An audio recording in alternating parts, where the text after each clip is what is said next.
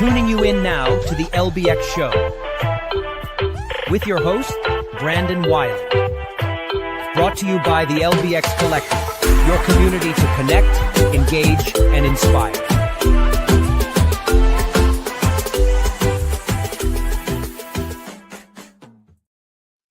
All right. Well, welcome everybody to the LBX Show for October 12th, 2025. We have a solid full show lined up for you today. First, we're going to dive right into some news you should know. We got quite a bit to cover on that front. And then we'll go straight into a guest gab with John Keys. He is the Director of Sales at Center Edge. We're going to be doing a guest gab about memberships, and we're going to talk a little bit more about those. And you'll wonder why, but you'll know in the news you should know, and like it just blend right into guest gab. So it'll make sense when it happens. And then next, we're going to roll into Open and Shut with Kevin Williams. And we're going to review, obviously, the latest openings and closings and all the trends related to that from this last week. And then we'll hear from Adam Pratt. He's back with Arcade Corner, and he's going to cover several new releases like the Gravitar Recharged from Allen One, Dino Dash from Eunice, which is pretty cool looking, and then some others. And then finally, we'll close out with some promo pro tips with Chuck DeMonte as he shares tips on creating multiple touch points throughout the customer journey. So that is our show for today. And to get things started, we're going to go with some news you should know.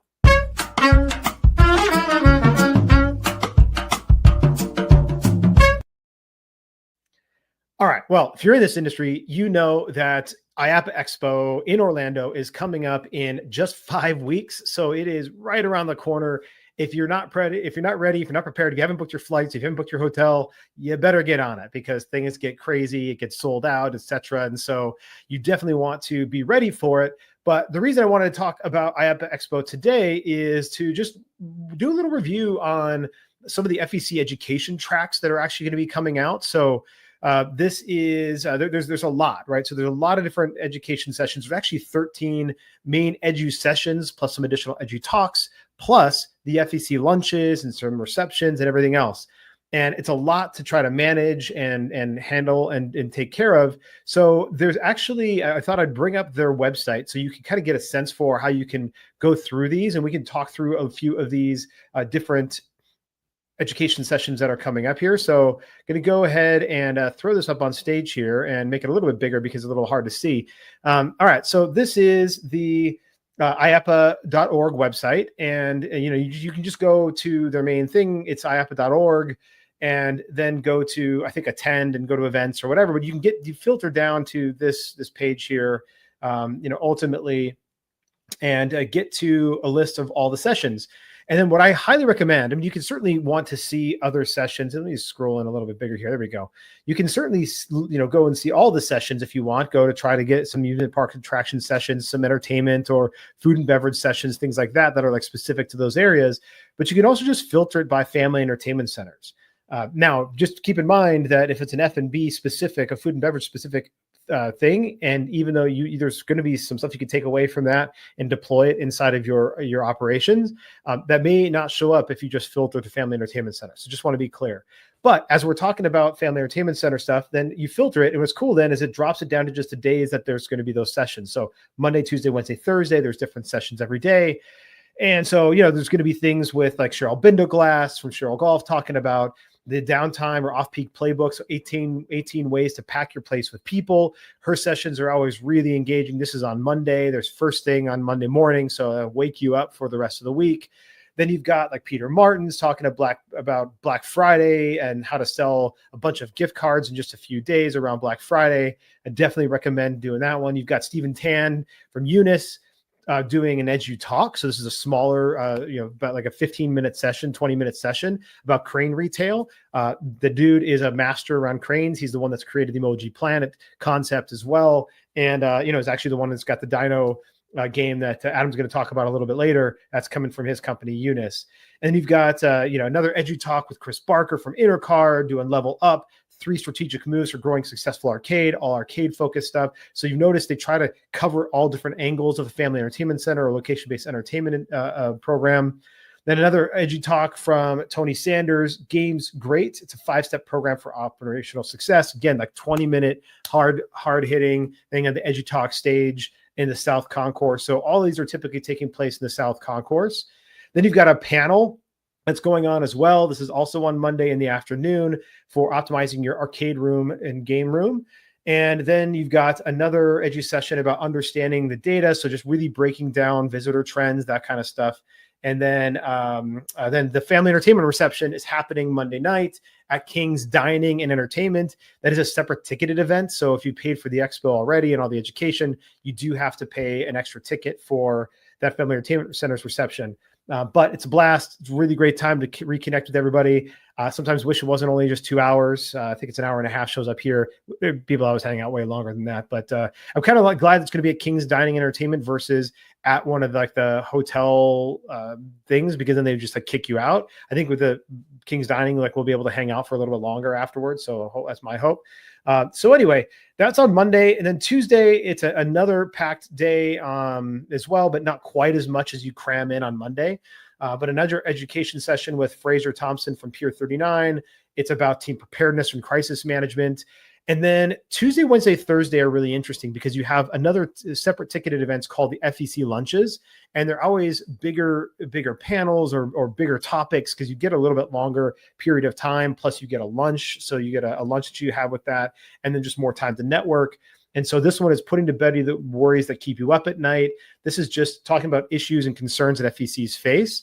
And it's a panel of a bunch of interesting people that I happen to know, all but one of them, I guess. It should be a really good panel there. And then later in the day, you've got top operator secrets for running a lean, profitable FEC. Another panel with some solid speakers as well. And then this one will be a fun one. This is FEC triage, common problems and how to stop the bleeding. This is with my friends over at Fun Across America, Barry and Nate, and then my other good friend Jeremy Hoyam from Urban Air and some other places as well, formerly of Jake's Unlimited, and a former Brass Ring Award winner, top FEC of the world as well. So anyway, that one should be great. Those are all happening on Tuesday. And then Wednesday is another good one. So Beth Stanley's going to kick things off Wednesday morning. She always does a great session, lots of energy as well. And that's on cash flow, how to do small changes to drive big results.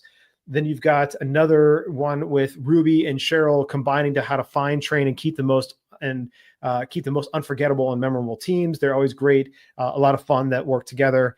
And then the FEC lunch for about AI is going to be on Wednesday, is going to be with Kevin McNulty. He's from a company called NetWeave, and he's going to be talking about getting out of the experimental phase with AI. So that should be an interesting one. I am looking forward to sitting in to see what kind of information he can bring to the table there on that front. And then another session in the afternoon is the Ultimate Entertainment Blueprint, right location, right attractions, right results. That's with Jerry Marola. He's the guy who leads Foundations Entertainment University as well as AEM. And so he'd be great. And he's coming alongside Barry Zillickson, again, one of my good buddies. And then a next generation commercial party program. So focusing on group sales. That is in the afternoon on Wednesday. And that is Frank Price. He runs Birthday University. And then Zach Johnson from Revved Up Fun, also one of the FEC committee members currently. So that's Wednesday. And then Thursday is another, a few sessions here. You've got The Price is Right, the business impact of redemption inventory, with a couple of people from Redemption Plus and Intercard, all about redemption. Delivering a great guest experience is not easy but simple. That's with Bart Berger from Cubica AMF. So that one should be really interesting to learn about there. And then the FEC lunch for that day, if for Thursday is yes is the answer, transform leadership teams and guest experiences. This is by Christine Trippi. I don't know her. She's with the Wise Pineapple. Don't know that. But that should be a really interesting mindset and leadership seminar. So that one will also be a great one I'm hoping to get to. And then from cold calls to warm leads, all about prospecting. This is with Denise from Trainertainment. So that one also should be good. And then finally, to round out everything, it's an F&B focused one about profitable plates, how FECs, small parks, and LBEs are winning with smarter F&B.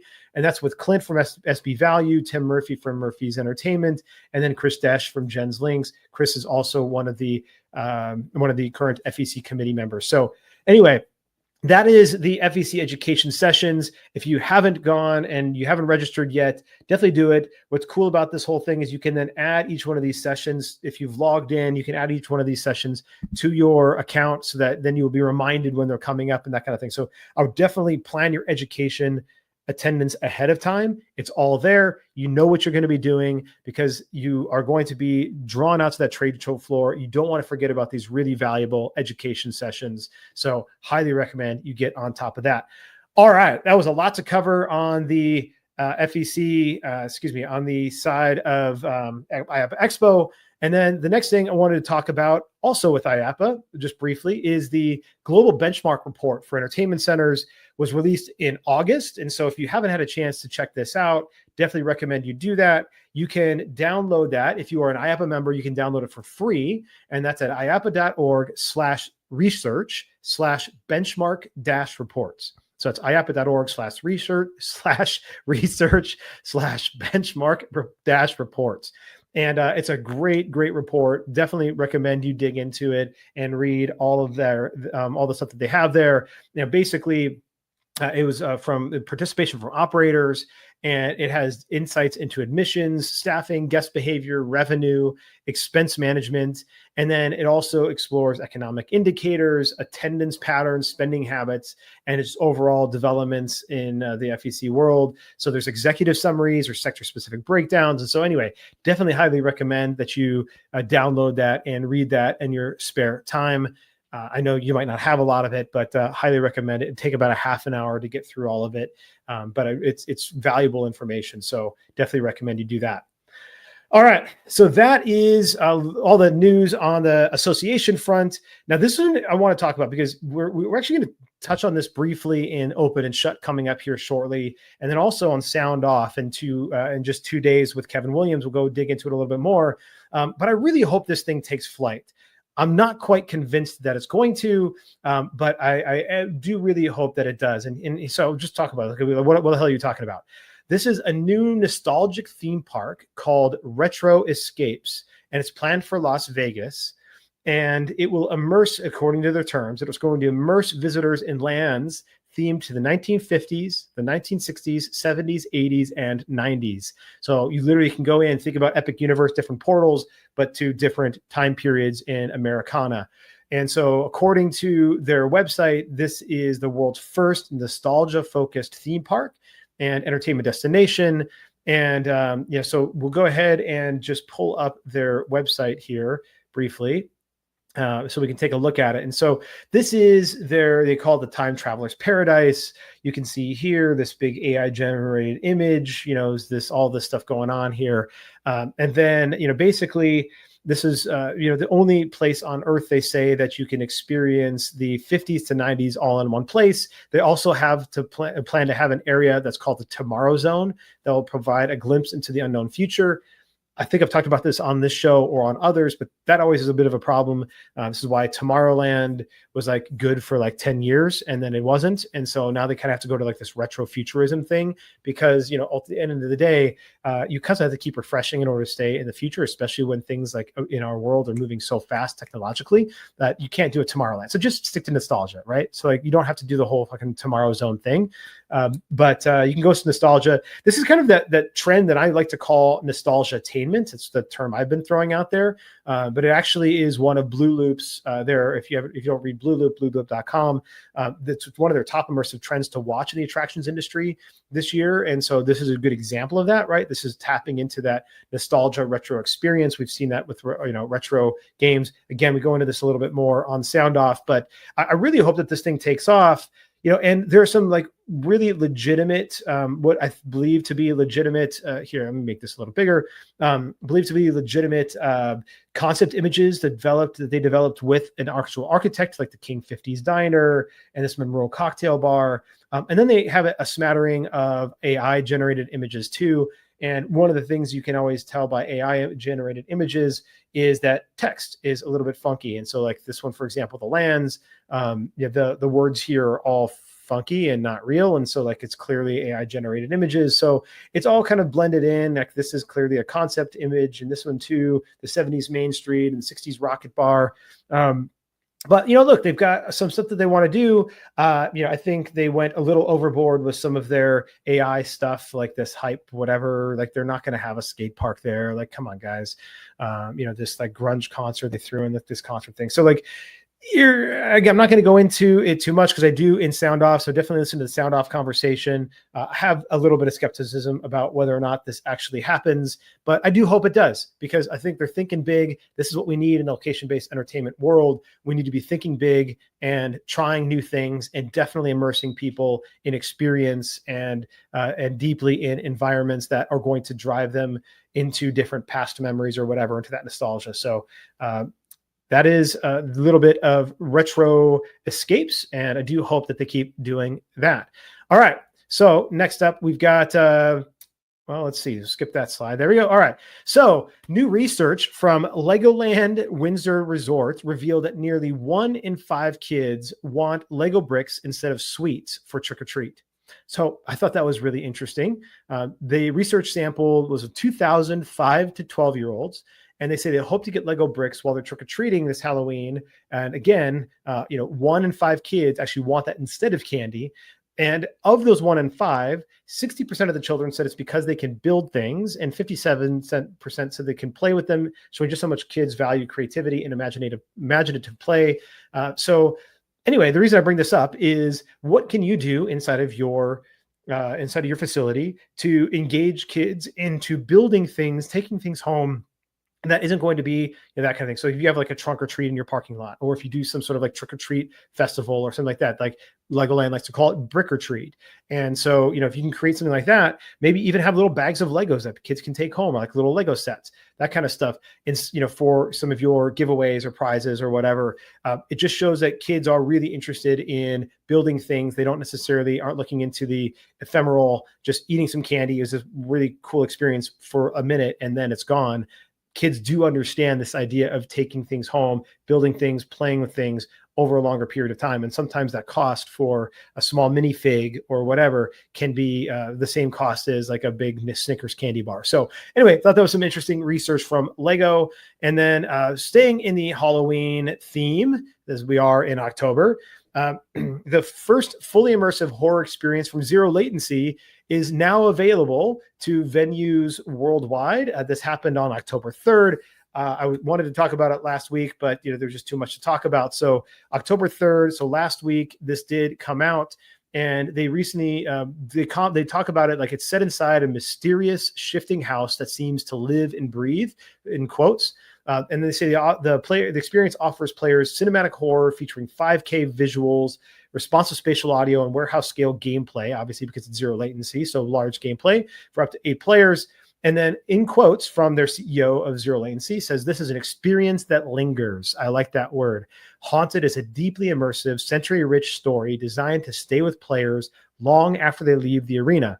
It taps into fear in unexpected ways, sometimes loud and chaotic, sometimes it's quiet, intimate. Either way, brave participants come out of it talking, laughing, and often a little shaken. So that sounds like a pretty cool experience. I'm hoping that the Zero Latency that is up by Octane Raceway, that they have the haunted experience. I do plan to go check that out with my kids and see if I can get them scared a little bit. So should be, or even scare myself a little bit, but it should be a good time. And if you have Zero Latency, this is something to make sure that you are offering, especially during this period of time. You want to make sure that you've got seasonal offerings. This is a great way to do that without having to go full seasonal on your facility.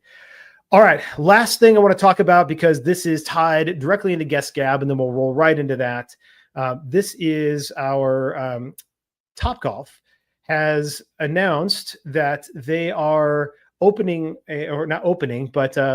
their brand new monthly memberships program called PlayMore. So they have obviously over 100 locations, and this is their first membership that they've offered. So this is called PlayMore. It is $20 a month. Excuse me, $20 a month, and you get okay, not the greatest membership in the world, but whatever. Okay, so we'll talk a little bit about memberships on this Guest Gab and some of the additional value you should probably provide with your membership, especially when it's called PlayMore. But it basically it's designed to, in quotes, unleash the power of play, making it more accessible and affordable for players. So again, $20 a month, and allows players to receive 1 hour of gameplay each month. That is redeemable any day at any time. So there's no blackout periods. That is probably one of the biggest benefits here, as well as an appetizer every visit.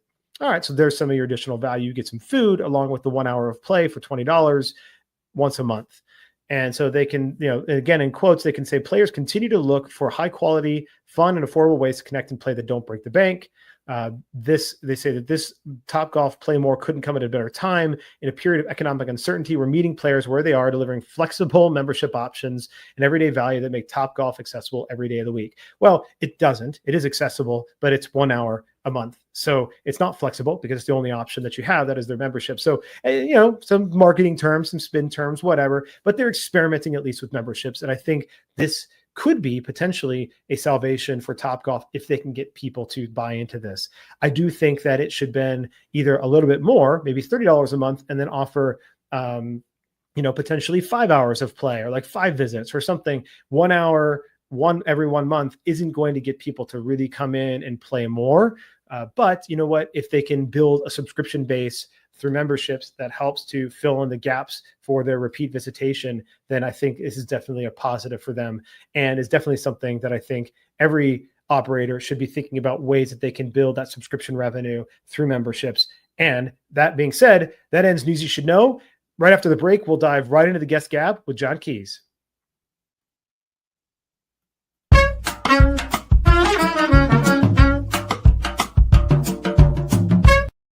Power up your game floor with Arcades by Allen One. Whether it's perfectly pouring drinks in Dr. Pepper Soda Slam, grabbing official Butts on Things plushies, or defending cities from attack and Missile Command Recharge, Allen One has something for every venue and arcade floor that will delight your guests. Each game is also enhanced with Major League Esports, a free app that tracks player top scores and brings guests back to your venue for more. Visit allen-one.com to learn more. That's allen-one.com.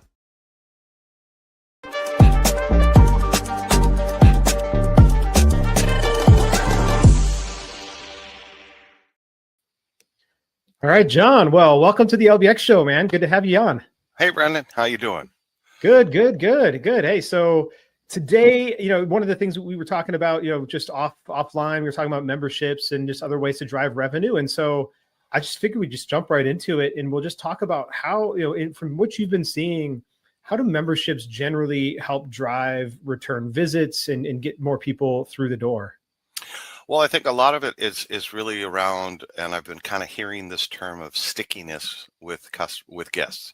Is that how do you get guests to come back into the venues, and how do you create that experience and make it easy for them to come back? And I think that's what memberships do, is that you can offer, let's say, discounts or packaging that makes it more successful for the guests to come back. They've got a reason to come back, and you kind of keep and as they sign up for the membership, they're always getting that point where there's a reason, and it's top of mind. If they're thinking about what am I going to do with the family, I want to actually say, yeah, we've got this membership, let's utilize it.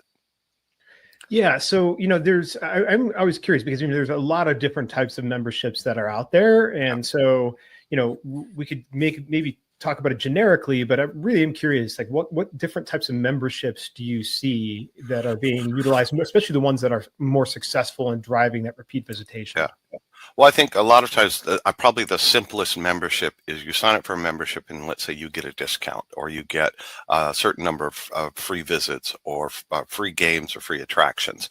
That's probably the simplest. And then you can get into larger, and it can even do like the way you do, let's say, sometimes some of the the group and packages that you have. You can do like good, better, best. So we can go with a very basic one. We can go with an annual membership that, let's say, every month they're getting certain entitlements. And that also means that you're connecting with them every month, let's say, announcing what's new. And you can get into a little bit more involved. Now, one that I thought was really interesting is I had one customer they said they were having some trouble getting people to sign up for an annual membership because they didn't know if they wanted to commit to that 12-month. And by the way, annual memberships can renew, auto-renew, so it's like you're going ongoing.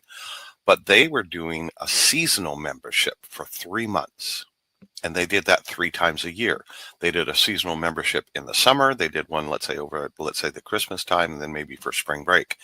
What they found is people were signing up for all 3 of them, which basically gave you an annual membership, but it gave them options. And so I think they just got innovative with this idea of being able to tailor something for their guests and what's most important to them.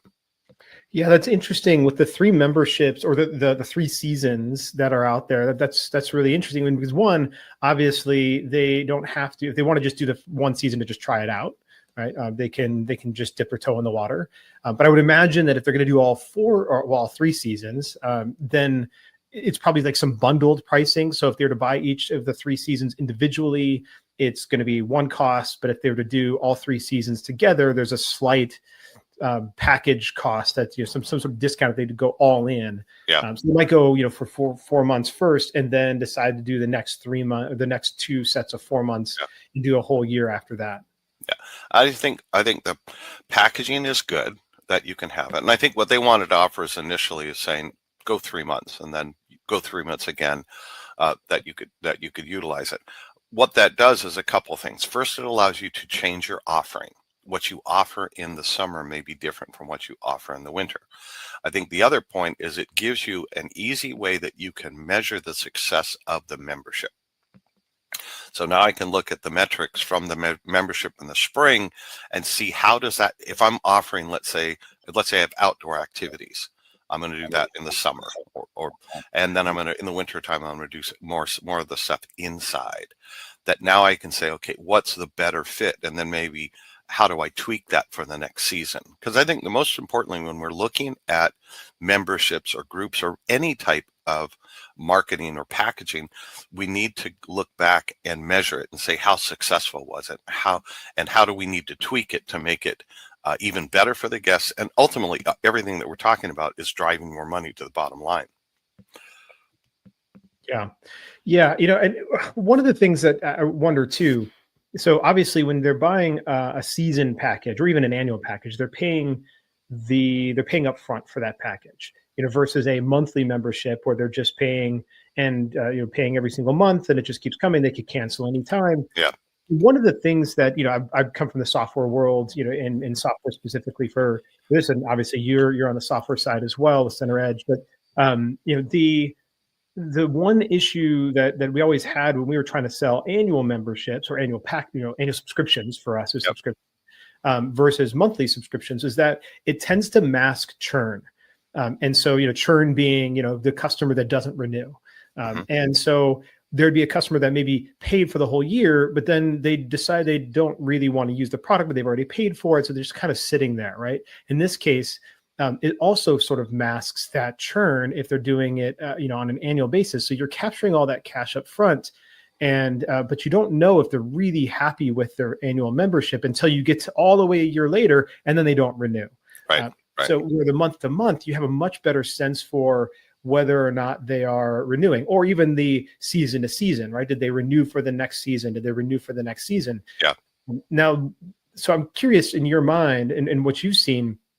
Is there, you know, this is a little bit different model than software subscriptions, obviously. Right. But do you see some of the same issues there where it's hiding customer satisfaction or guest satisfaction issues because they've paid for an upfront annual membership versus just billing them monthly and then really seeing what the true retention rate is? I mean, it's definitely something that we need to be looking at because as we've all had memberships and when it comes up for renewal, you decide, do I really want that? I think there's also sometimes when you're dealing with annual memberships, it's that there is a barrier because you have that large upfront cost. It's great for the location because I'm capturing all that information or that money up front, but we don't know if it's being used. So now one thing that we've been looking at and we just implemented was the option to be able to do an installment plan on an annual membership. So now you're kind of getting the best of both worlds. They sign up for an annual membership that can auto renew, but then I could stretch out the payments, let's say over 12 months or over 10 months. I like the idea of 10 months because it gives you a little bit in essence, they think that they're getting like two months free.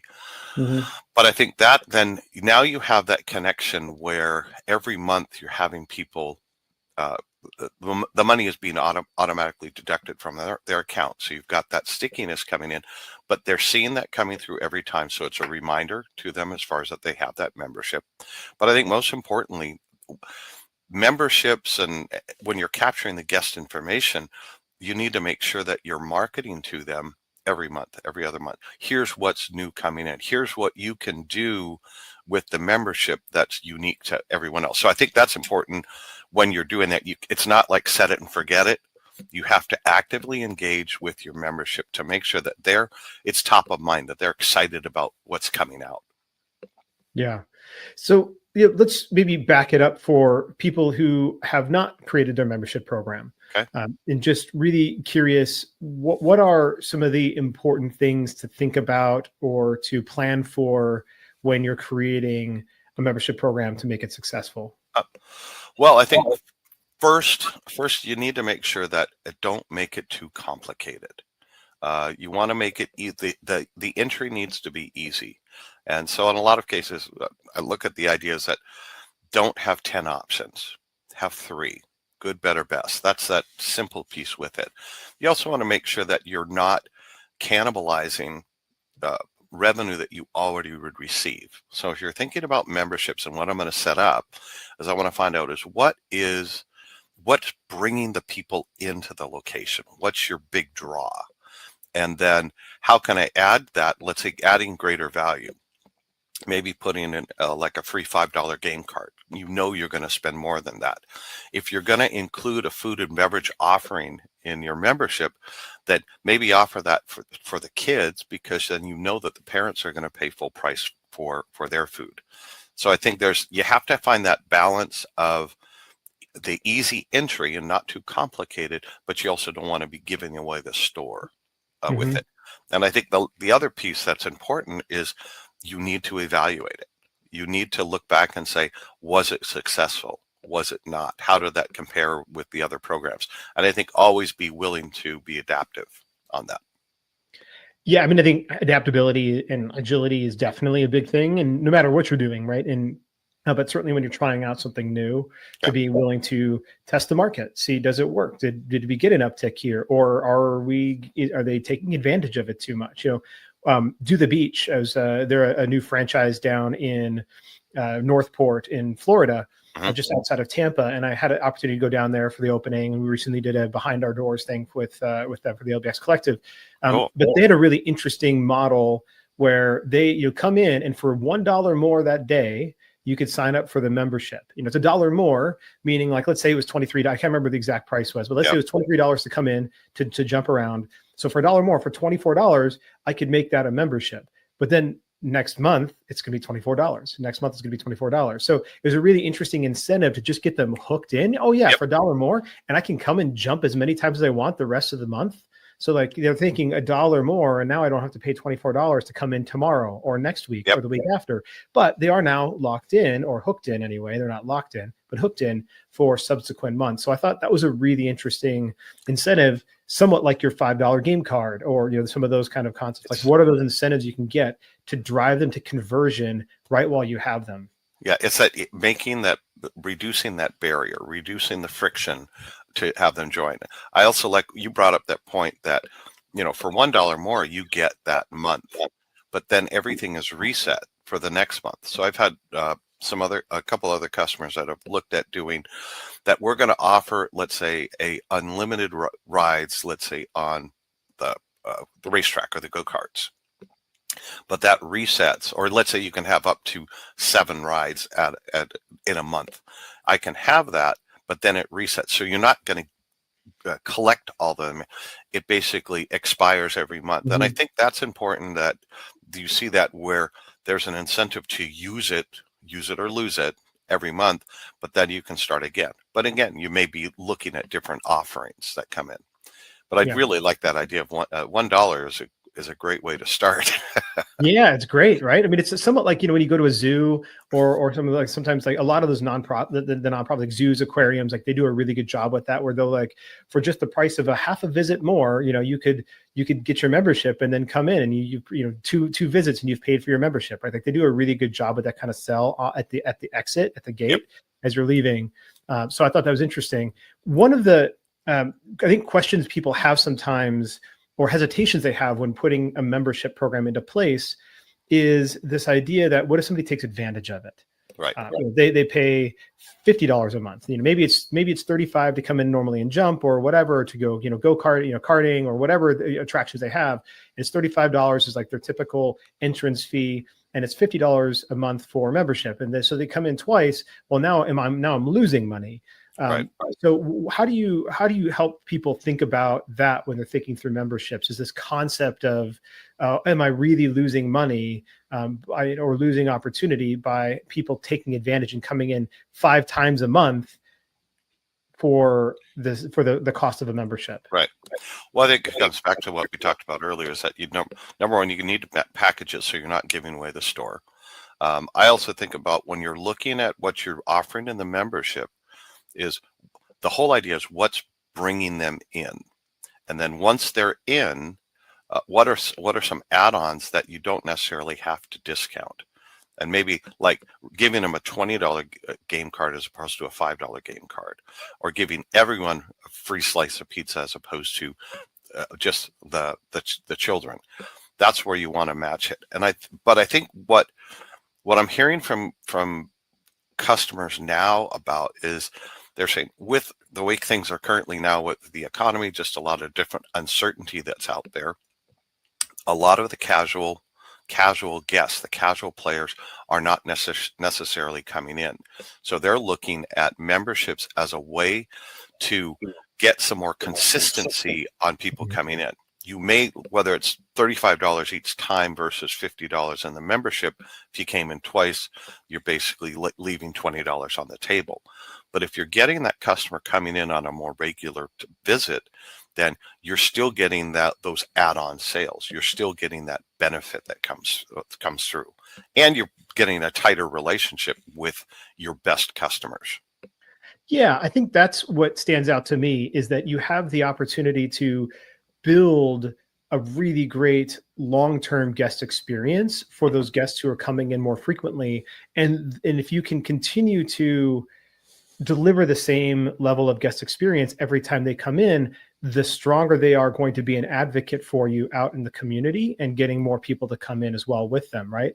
Yeah. If there's no cost off their back to come in a second time, well, then why not bring John, little Johnny, and little Johnny's, 2 other friends in? They're paying, to come in the door, right? They're not getting in for free, but now they're bringing people along with them.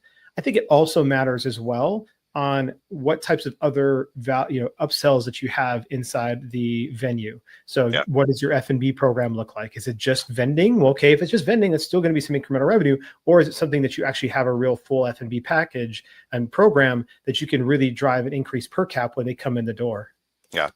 Well, and you bring up a really good point with bringing Johnny in and bringing in their 2 friends. So as part of, let's say, that membership package, you can say you can bring a guest, and museums do that a lot. Mm-hmm. But if you combine that with something like a bounce back offer for that child, that you can say, here's a coupon, bring this back in for whatever, free $5 card, free game of laser tag, etc. Not that my granddaughters have ever done this to me, as coming home from a party or an event that they went with a friend. It's like, Papa, I have this free game of laser tag. We need to go. And what am I going to say? No. Yeah. Well, now you're bringing in new guests to do the experience, and then they can talk with the parents. They understand that whole membership. And again, now there's one of the other points with memberships is parents are always looking for activities that they can get the kids off the tablets, off their phones, get them doing some activities. We want to bring them into the venue. And that's just a great way to kind of extend the reach. Yeah, absolutely. Well, John, this has been a great little dive into memberships. There's so much more we can talk about. If somebody wants to get in touch with you to learn more about memberships or just even talk about Center Edge or whatever, how can they do that? Well, my email address is jkeys, Jkeys, just like car keys, at centeredgesoftware.com. They can also go to centeredgesoftware.com, our website, and a lot of information is there. There's a lot of case studies, client spotlights. I think it's really good for people to be able to see kind of what other people are doing. But if anybody has any questions, please feel free to, they can send me an email or connect with me online. Yeah. And obviously we'll all be together in Orlando pretty soon as well at IAAPA. So we're looking forward to hanging out with you there. Excellent. Brandon, thanks so much. Yeah. Thanks so much for being on. See Bye-bye. you next time.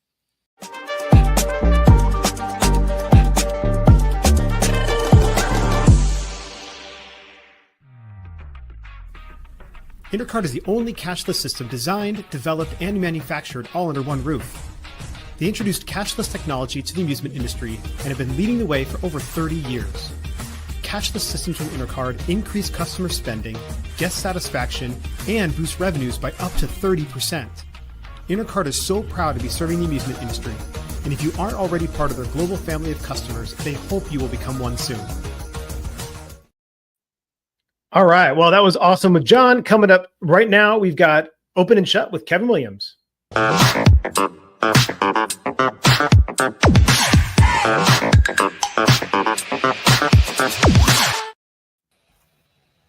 Well, a big hello to everyone to this latest Open and Shut.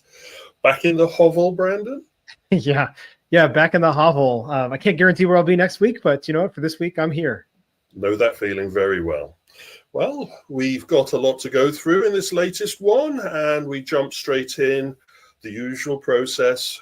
Pause it automatically if you want me to go into more detail. Send me an email and I might backtrack if you're lucky. But anyway, straight in. And India, I've been seeing a lot of active entertainment, what would have been called trampoline and active entertainment kiddie environments. Now they're pivoting. They're going much more for the application of not just trampolines, but they're including the ninja walls. They're including a lot more amusement and attractions. And this is a chain that wasn't really on my radar, which should have been on my radar. Our friends at Bounce Inc. Have just opened their latest facility, 30 in their chain within India. And this particular facility that they're opening in Gurugram is going to be the largest. I think the doors are already open on this facility. Quite impressive.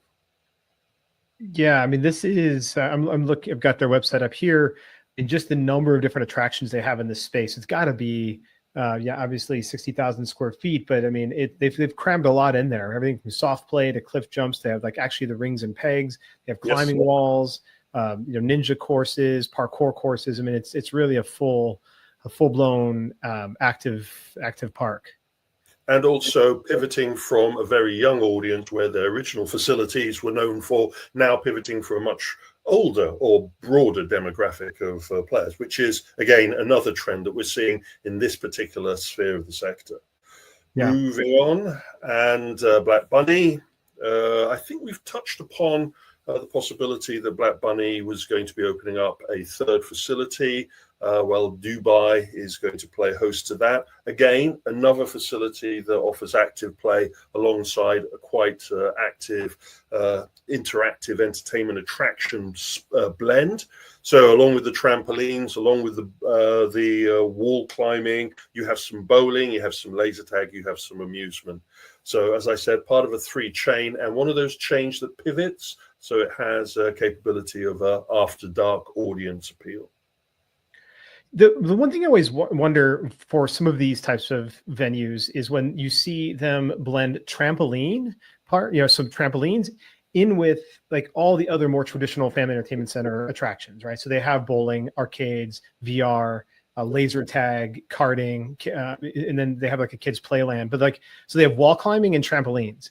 And I always feel like those are two very different things. You're going for active entertainment, active play, or you're going for more traditional, interactive, more social entertainment components. And like those two, I always wonder how a place blends. Like, feels like they can really blend those two different types of audiences together.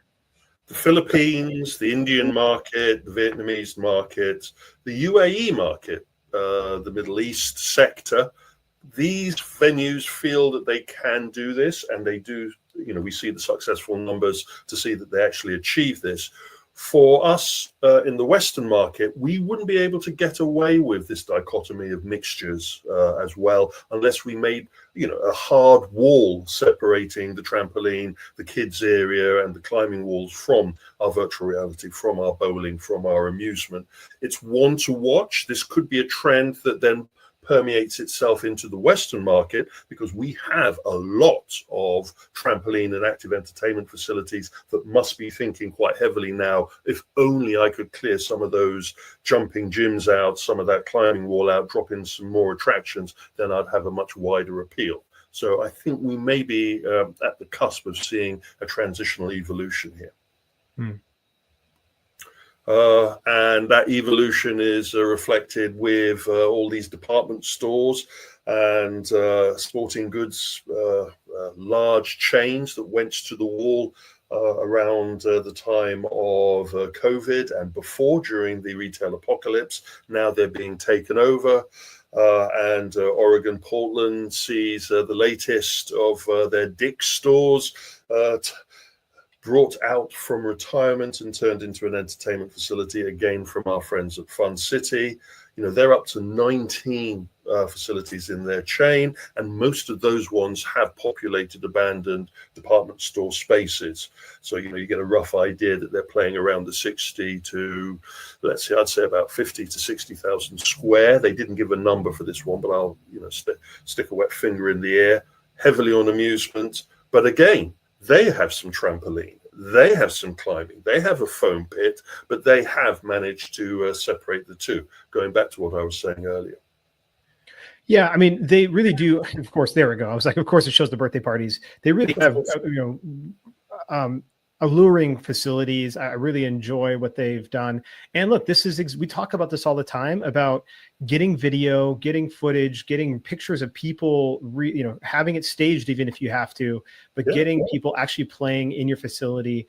Don't do AI, don't do concept images, get real stuff. And they've done a great job with that. Obviously, they're 19 locations in, so they've got some of this behind them, but they do a pretty good job. Like, that looks fun. Like, I want to go there and want to have my birthday party there, right? Like, they've done a good job with that.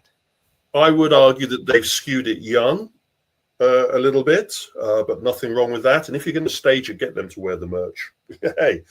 So the issues are that we are seeing a lot of these trampoline and entertainment facilities now in the West beginning to break down the boundaries, metaphorically as well as physically, between the kids play component and the more mature simulators, bowling, and a good selection of arcade. Moving on, and Activate, it doesn't, they're becoming the Gender of this moment. We're talking constantly about the latest Activate opening. This one in France, within the catchment of Disneyland Paris. There is a small town just outside of the suburbs of Disneyland Paris, and they've, it's got a retail area. It's used as a kind of an overflow by tourists that visit, and they're dropping in an Activate, or their franchisor is dropping in an Activate, which will be one of the first in France, which is interesting, and the beginning of their world domination tour that seems to be taking place at the moment. Yeah, I think it's one interesting thing to note that this is obviously a franchisee who's come in near Disneyland Paris, a little bit different than I won't call it a partnership with, but then the closer relationship with Level 99 at the Disney Springs in Orlando. Or our friends at Laugh Out Loud, I think they're one of the ones that was looking at having Activate in their retinue. You've got to understand that sometimes the franchisees and franchisors, depending on which side of the fence you're on, Some of them don't come from the entertainment sector. They actually come from the real estate sector. So they have access to a choice location, and then they throw the doors open to that being made available for a franchise like this. Our friends at Speed Parks, staying with France, and Speed Parks opening a 50,000 square meter facility, karting, of course, bowling, quiz rooms, VR attractions, and amusement. It's a large property. I would kind of call it a K1 or an Andretti's kind of approach, though their hospitality component isn't to the same level. It is aimed more for their target audience, and they're a chain of 23 facilities dotted around France and Europe, so nothing to sneeze at. Yeah, no, nothing to seize at all. And just a point of clarification, I think you had said 50,000 square meters. It's 5,000 square meters. Oh, sorry. I add the zero when I'm trying to do metric. Yeah, exactly. Yeah. 50,000 square meters would be a very large facility. And we're populating with karting. But the issue here, I think, with Speed Park is that they're pivoting towards now incorporating a lot more attractions, where if you look back at the other of their earlier facilities, it was much more focused on the karting component. Jumping on, and Dave & Buster's. Now, this is a fascinating one for me. We're going to go into a little bit more detail about this in the coming sound off, but we have the Philippines about to get their latest Dave & Buster's out there. The franchise has made it out to there, and this is an example of the new look of Dave & Buster's. So this is developed under the current tutelage rather than the previous, so no one can be thrown under the bus for this one. This is based on their thinking and attitude and approach. Again, we weren't given the size, but looking at the pictures, I think it's about 80,000 square feet of facility, and it has billiards in their what I would call social bay area. It has a much more different layout of the actual amusement machines. The future of play is the terms that they're using. A lot more signage, a lot more color, a lot more design approach to what they're trying to do. Obviously, they're targeting their local audience, so it's not going to be a carbon copy, but also this is the closest we've got to an idea of what the new version of Dave & Buster's is going to look like.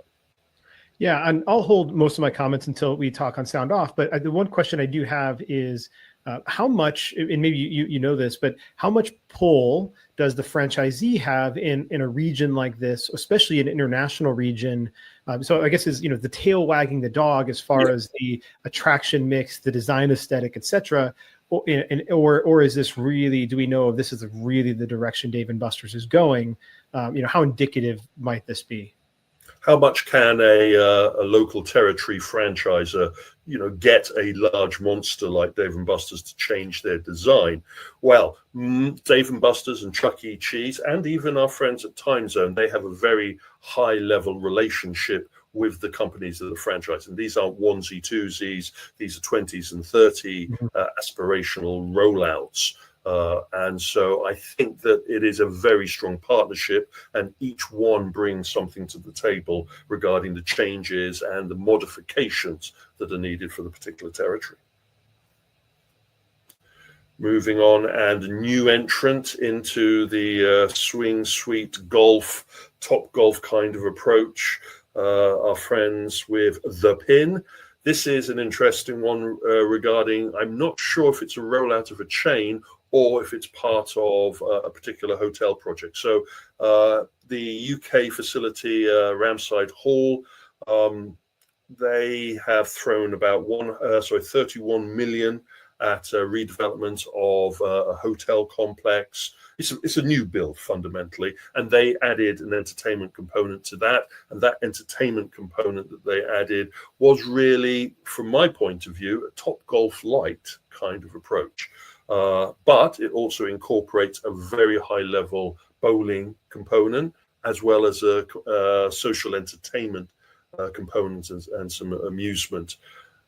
it's an interesting to watch the way it's been branded and presented, and from the video of the walk around, this looks like it may be the beginning of a bigger partnership towards rolling out this kind of approach as a competitor to Topgolf. Yeah, this is interesting. I mean, it is very much a part of the Ramside Hall website even. So, they have a thing called the pin. You can see it's connected really closely to the hotel. And I think that is maybe the only way. I was really concerned when I saw there was 43 bays and that they only added 6 lanes of 10-pin bowling as well. Like they're clearly expecting people to go there to golf versus to bowl. That's just like an added incentive or an added, per cap increase maybe, or for the attraction mix. But I think the way that this place is going to be successful is to draw from the hotel. You look around and it looks gorgeous and beautiful and rolling, and they've got a real golf course next door as well.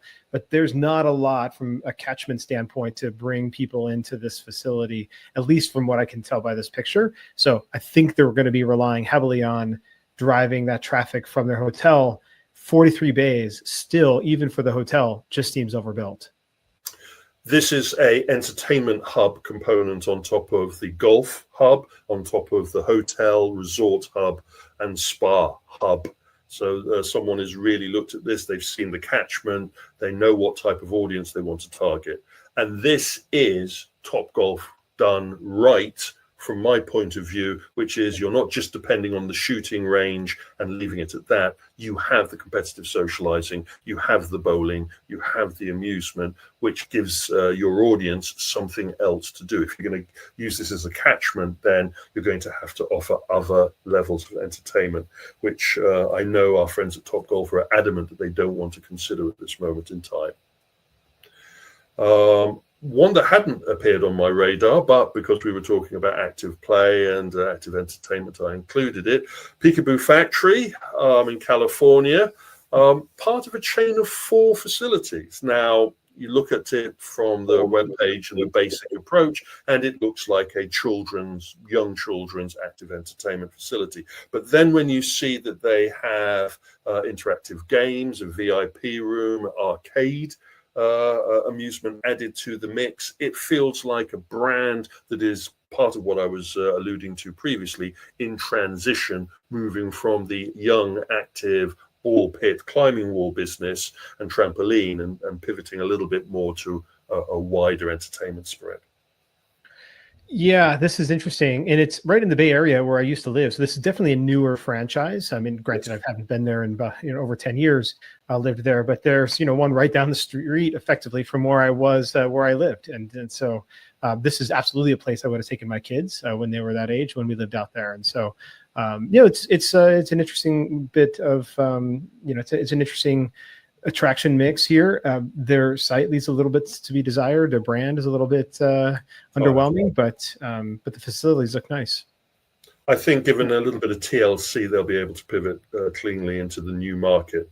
Talking about pivoting into the new market, and it is now the Gender moment in all of our presentations, and a little bit of surprise news from our friends at Gender Americas.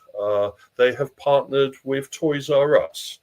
And we will see the first of 2 of the new Toys R Us flagship facilities.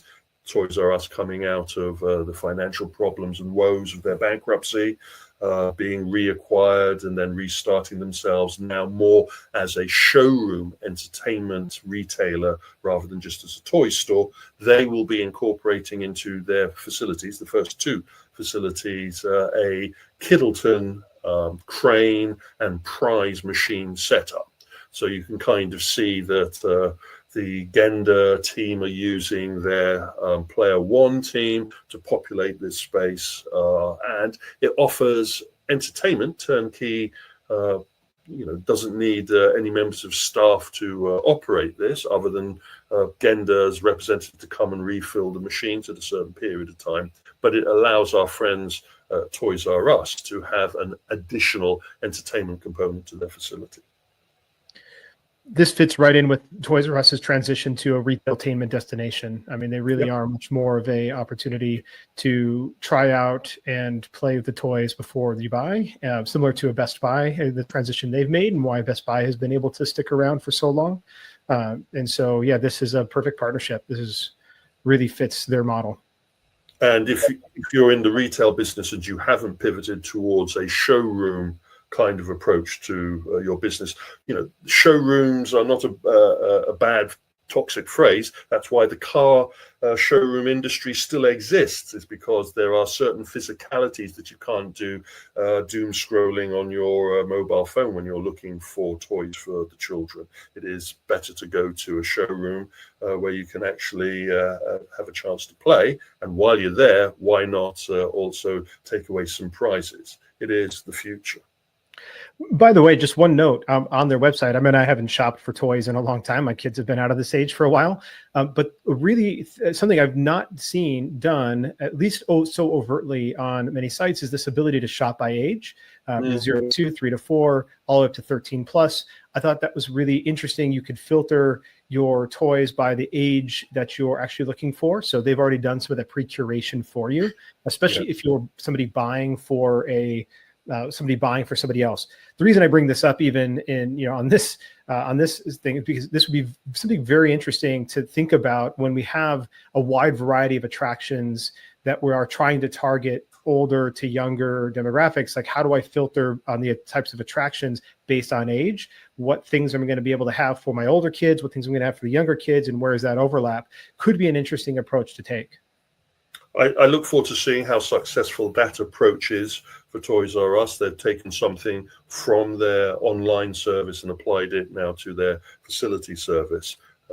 Again, colored me cautious regarding Toys R Us. They're throwing a lot of spaghetti at the wall at the moment to bounce back from the difficulties they've been in. Some of it will work, some of it won't work. But I think their Kittleton relationship is going to be one that you can bank on.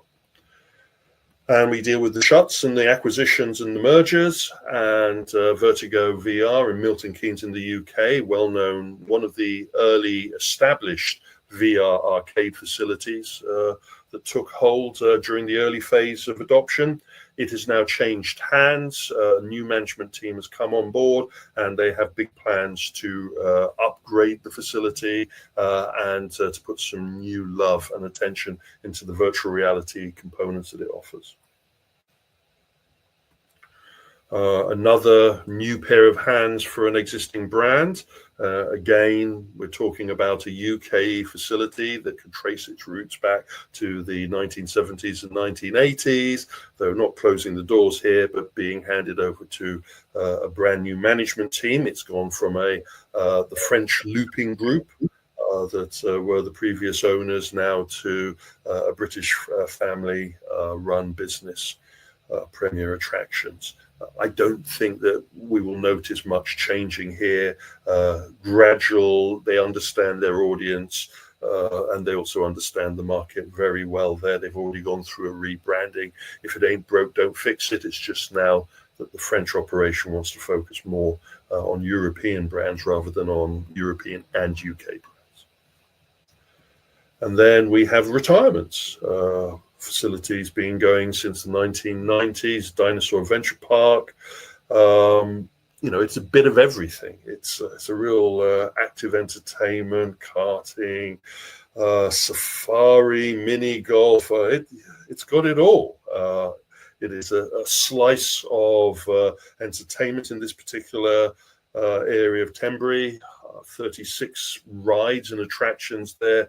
The operators are now retiring, and they're in the process now of handing this over. So if you've got £4 million burning a hole in your pocket, then there's a slice of Pembrokeshire with your name on it. Yeah, wow. Well, that's hopefully it cost them less than £4 million to build, and hopefully they've made their money back, and this is just another nice way to exit. But they've got it's a big facility, lots of attractions, and surprisingly little vegetation, considering how much vegetation there is around the rest of the park. I haven't dug into the history of how this facility opened. Nor really, it's one of those kind of resort entertainment one-off installations that don't appear on our radar unless they're buying lots of amusement systems or they install a new type of immersive attraction.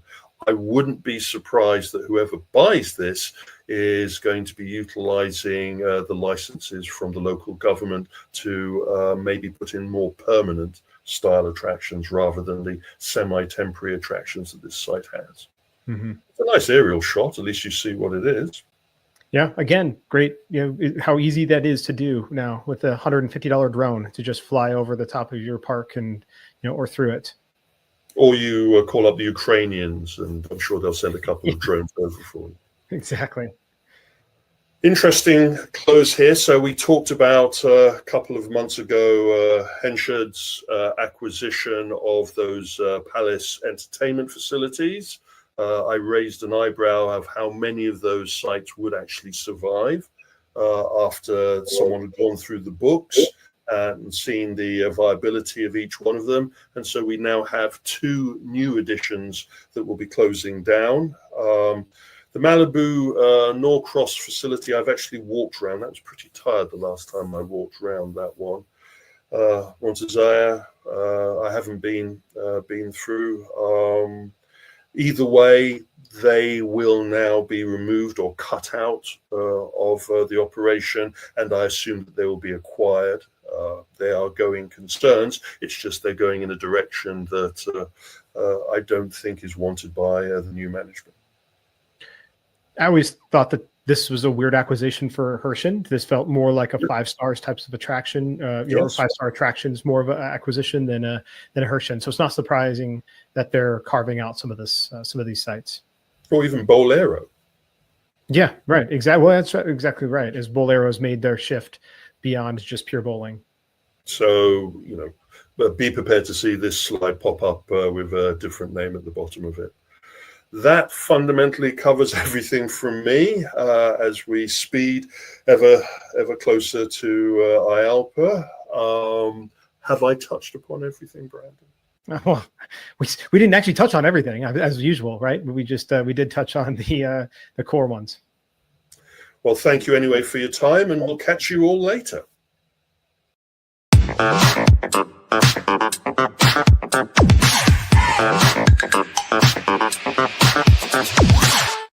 If you run a location-based entertainment brand and want to attract more visitors, check out Radius. They use real-time location data and customized marketing strategies to help brands like yours stand out. Radius can boost your foot traffic and build a loyal customer base. Plus, they're offering a complimentary local market analysis to show you exactly how they can help you grow. Curious? Visit radius.co and ask about your free market analysis. That's RAYDIUS.co.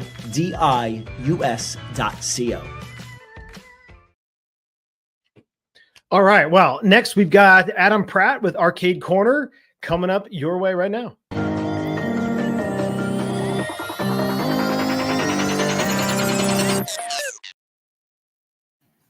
Greetings, everyone. It's Adam with Arcade Heroes for the Arcade Corner here.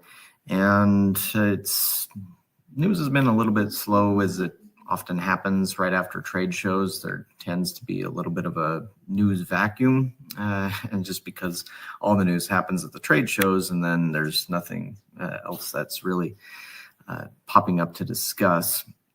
Although I suppose there is value in going back and maybe reviewing some of the things you had to rush over, as we always have a limited amount of time here. But what I am going to cover today are some new releases that have popped up out there, and these games that I'm going to discuss are all going to be at IAAPA 2025. I always like giving previews when I can, just because there's so much news that happens around IAAPA time that it's very easy to lose stuff. And so that's where I appreciate it when certain manufacturers are able to unveil their stuff in advance, so that way it can at least not only know that it's going to be there, but that you actually see it. Just because I know for me over the years, even when I attend these shows and I'm actively trying to find things to report on, I miss stuff. And just because there's just so much content, I guess you could call it, at IAAPA. But we've got, well, before I mention these first 3 games, I just would point out that Golden Tee PGA Tour 2026 did come out on, I think it was September 29th. And so Incredible Technologies has been able to get back to their original release schedule. They used to release every annual update to Golden Tee in September. But of course, after 2020, that got disrupted for a while. And as I recall, the PGA Tour one came out in spring or something like that. But now it's back to September.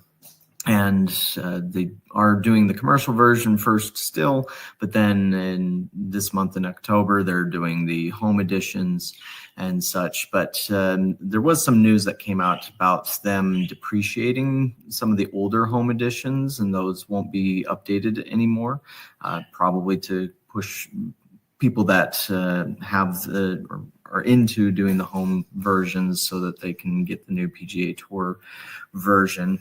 Almost like Windows 10 in a sense, which ends support for that ends this week, in case you hadn't heard about that. But yeah, so that one's out. And then Trio Tech at IAAPA Expo Europe 2025, they unveiled their Super Blaster 2-player model, and that is already shipping as well. And so if you've been wanting something like the XD Dark Ride, but you don't have the $250,000 or whatever it is that it takes to get an XD Dark Ride, or you don't have the space for it, but you want the same sort of gameplay into an arcadified experience, the Super Blaster, whether it's the 4-player or the 2-player, allows you to do that for a more affordable price than those. And I was talking with someone at Trio Tech, and they sent me the pricing, the MSRP pricing. I now can't remember what it is off the top of my head. I want to say the Super Blaster 2-player is somewhere around $33,000 or such, and offers all the same sorts of bells and whistles that the 4-player does, just 2 less players and cheaper price. But anyways, we've got some more games to cover. And so first off is from an LBX Collective sponsor, and as well as an Arcade Hero sponsor, and that is Alan One, who is based out of Utah, where I am located. And so in this coming week, there's actually 2 events that aren't exactly arcade centric. They are to a degree, but I guess I should say they're not. My bird over here is wanting to chime in, but but they're not industry type events like say IAAPA or Amusement Expo are. They're a little bit more, or they're totally consumer focused, and they just happen to have arcades or pinball machines there. But you have Pinball Expo 2025, where you'll have Sturm Pinball there with an enormous booth, bigger than anything they've ever set up at IAAPA or Amusement Expo. Jersey Jack Pinball, same story there, where Jersey Jack is at IAAPA, but their booth is nowhere near the size of Pinball Expo. But then you'll also have several other companies like Spooky Pinball and others who are focused on the consumer, since they have so many consumers that buy pinball machines. That's why they kind of use Pinball Expo as their sort of IAAPA or their E3, so to speak. And then you have Portland Retro Game Expo, which does have arcade machines at it, but it's usually classic games that are brought. But as you see on my screen here, Gravitar Recharged is the 3rd Recharged title that is being brought to market by Alan One. This is succeeding Asteroids Recharged and Missile Command Recharged, and they will have other Recharged games coming out soon, so they are working hard on those. But this one, just like with Asteroids and Missile Command, it comes in a beautiful cabinet. This is all hand-drawn, not AI art, and by a comic book artist out of Argentina. The gameplay itself has received a lot of changes and polish, such as the solar system view. It is zoomed out and it'll zoom in when you get closer to a planet. And they've added the green outline back to the rocks to give it a sort of vector look. And they've changed a few other things. So it's not exactly just taking the $10 console game and putting it into an arcade cabinet, it does have changes. Although I would say, from what I've played of it, I've had the fortune of being able to play test it and provide some feedback on it. It doesn't have quite as many new things in it as Asteroids or Missile Command had to them. Out of the three so far, I'd say Missile Command had the most changes. But either way, this is bringing another game back to arcades that used to be there a long time ago. But this is based on, it's the sequel to Gravitar, which came out in 1982. Was notorious for its difficulty. Now, this game is not quite as hard as the 1982 original. It's still a little bit tough, and so this will definitely be something of a reward for classic gaming players, or if you have a location that has retro games in it, this and the other Recharged games would be a good fit for that. And then there's another channel called Gen X Grown Up, which has a huge audience, and they just did a promotion about this too. And so this is coming soon. It's not shipping yet. It's just essentially been unveiled, and I believe it'll be shipping out in time for IAAPA, and one will be at IAAPA.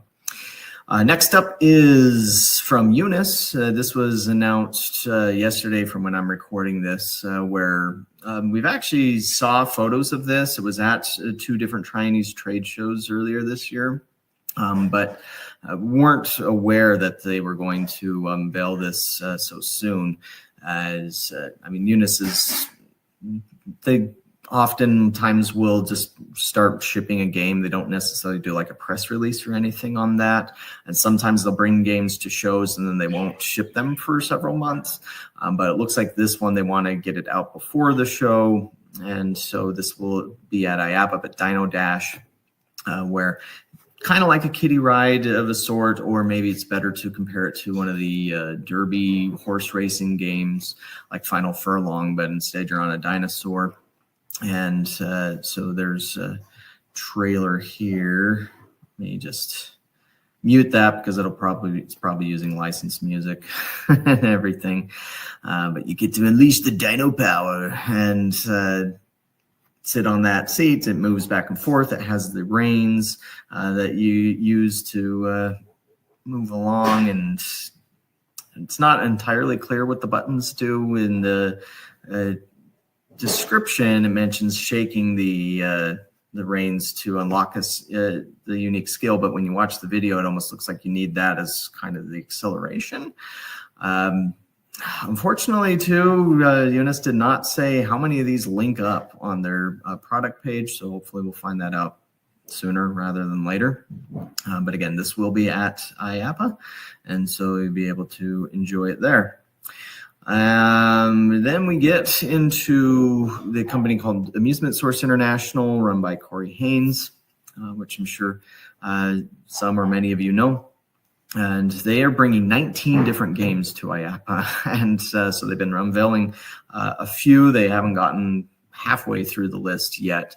But a couple of video games that they brought up that they are bringing. One is called Wild Hunting Heart of the Hunt, which is the first challenger to Big Buck Hunter since Sega did their... They had a hunting game, or they had a few different hunting games around 2006. Their names are escaping me now. I think one was like Turkey Shoot or something. I know they had a clay challenge game, but that's not a hunting game. Gosh, and now I can't remember. Tournament Extreme Hunting or something like that. And it actually had online features. But that was the last time anybody really made a serious attempt to compete with Big Buck Hunter, which also, as of when I'm recording this, or by the time you see this, it'll be over, but Buckfest 2025, which is the new name for the Big Buck Hunter World Championships, took place, I think it was in Nashville, over this weekend. And so a winner will be crowned, and they'll win, I think it's something like $25,000. All the other various players in the that circuit also win cash. But again, as I'm recording this, they've just they haven't really started yet, so we don't know who that winner will be, but it'll be online by the time this hits the internet waves, I guess you could call them. But anyways, wild hunting, it's very much like Big Buck Hunter and how it appears to operate, but it does not have a pump action shotgun. It looks like it's just a single shot rifle, and so if you can pull the trigger fast and you shoot at them, it's not clear to me if there's like shooting three animals, it's like 3 bulls per round. I assume that there's different animals in different locations to go to, and it does look like there's critters and things of that nature. And there's also bonus challenges. So again, very similar to Big Buck Hunter, but not it's not a pirated version of Big Buck Hunter, I should say. It is an original creation. It's just following the same sort of gameplay that Big Buck Hunter has proven over and over again that works out really well. But they have a 2-player version, and then they have a 4-player version. That's the one that you see on the screen here that actually has 4 guns on it. So like Big Buck Hunter has always had 2, but you can do 4-player modes. It's just you have to take turns between them and such. But as you can see here, that the gameplay looks very similar to the Big Buck Hunter series, without the Pappy on there and doing commentary and such. And also looks like the in-between rounds is very different as to how that's handled there. But I saw somebody on LinkedIn claiming that you were shooting animals with vaccines, but from this footage here, that does not appear to be the case. So I don't know where they were coming with that one, unless they saw a different version of it. But this was video from the GTI Asia China Expo, which happened about a month ago, or a little less than a month ago. And then next up is a game from a Chinese company called Sunflower that ASI will have, called Balloon Fest.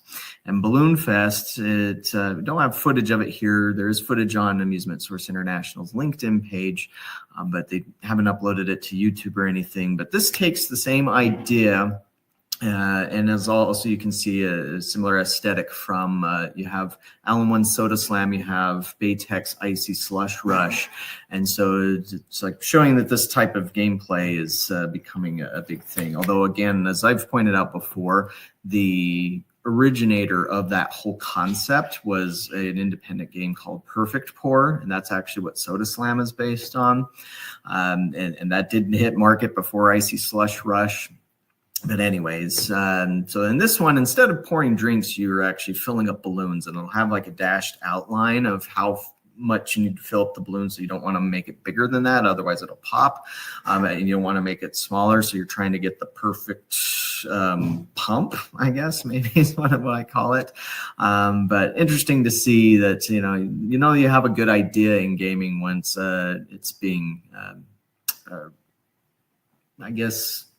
What's that? Imitation is the sincerest form of flattery. That's the phrase. So those are some of the newest games. And again, there will be a lot more in the run up to IAAPA, probably than every recording that I'm going to be doing here for the next month or so is going to be about stuff that we're learning is coming to that show. And so stay tuned for more. We've got a lot more on the way, and we'll catch you on the next video.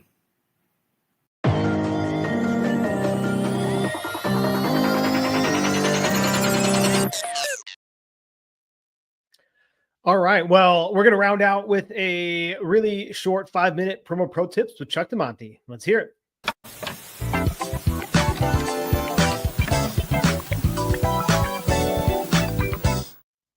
Hello and welcome to Promo Pro Tips with Chuck DeMonte. That is me. And I'm always racking my brain about what I want to talk about on this segment and what would be most valuable for you. And this might be a topic that I've kind of touched on before, but I think it's really important. And, we speak to FECs every day, clients, potential clients, and I always find it so interesting when, like, oh, that doesn't work, or we tried this, or that doesn't work. And it's, again, we've discussed before of how business owners, GMs, they find it difficult when they cannot attach an exact ROI to each marketing thing they do, right? And while you want to try and do that, right, definitely strive for that. It's not realistic, okay? And marketing is a combination of a bunch of things that equal to success, just like businesses, right? If you have good marketing but a bad, management and bad employees, and you know what I mean, it's not going to work, right? So marketing is a combination of a bunch of different success. So today I want to discuss the customer journey, what that looks like, why you need to have multiple touch points, and what some of those strategies are within that journey that are easily executed and not necessarily break the bank and can be done. Now, they're a little time consuming, right? But you can do them yourself and they wouldn't have to necessarily break the bank. So let's discuss customer journey first. Every business on the face of the planet has a customer journey that looks like this. Awareness at the top of the funnel. People need to know about you before they're going to do business with you, okay? Consideration. Now they're considering, should I go there? Hey, you guys want to go to this place? I saw this place online, or we saw an ad for it, right? Do we want to go there? Hopefully they then make the decision to become a customer, and then you want to turn them into a repeat customer, okay? So you want to have strategies that hit all parts of those journeys, right? In that customer journey. So, awareness, how do you accomplish that?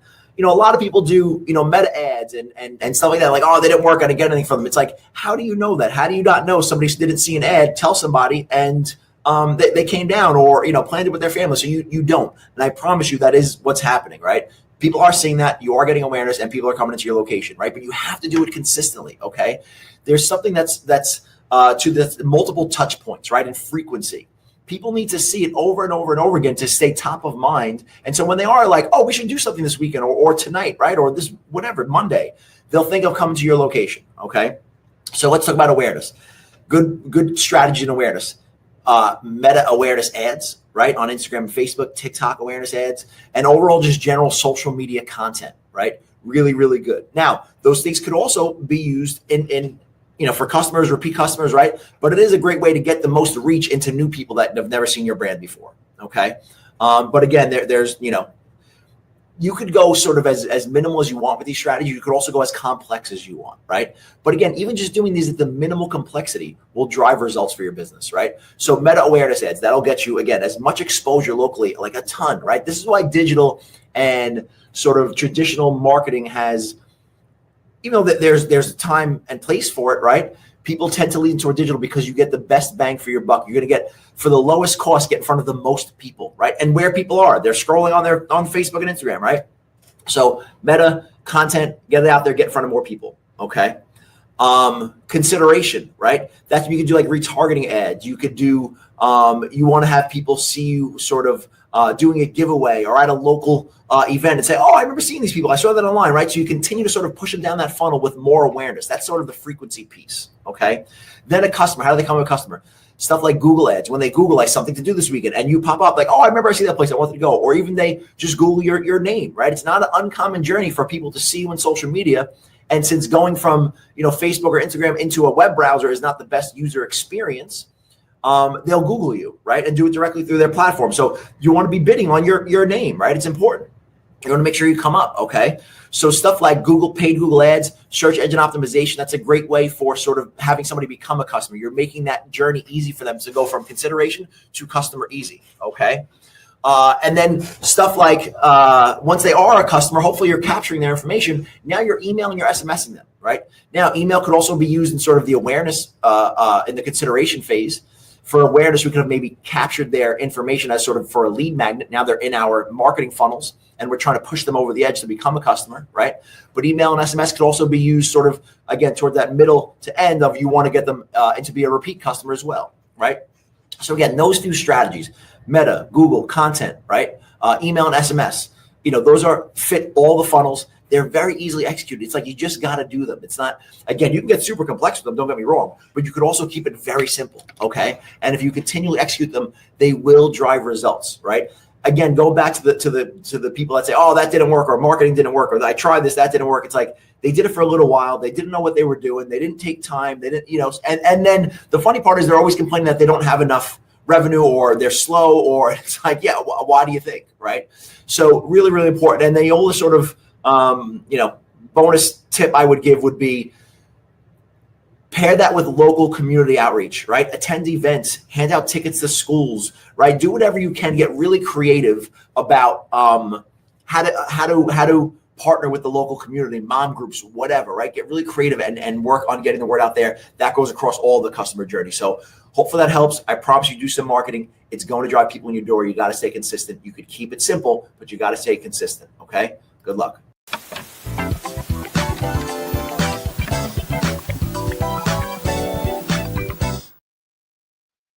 All right. Well, stay tuned next week for our own announcement about the return of the LBX Collective Speakeasy on the Expo floor. So very excited about that. And then next week, we're also going to have a guest gab with Clint Novak that you're not going to want to miss. And sound off number 94 already with Kevin Williams will be this Tuesday, October 14th. That is a wrap for this week's long LBX show. This is Brandon Wiley signing off. Stay tuned and keep kicking ass.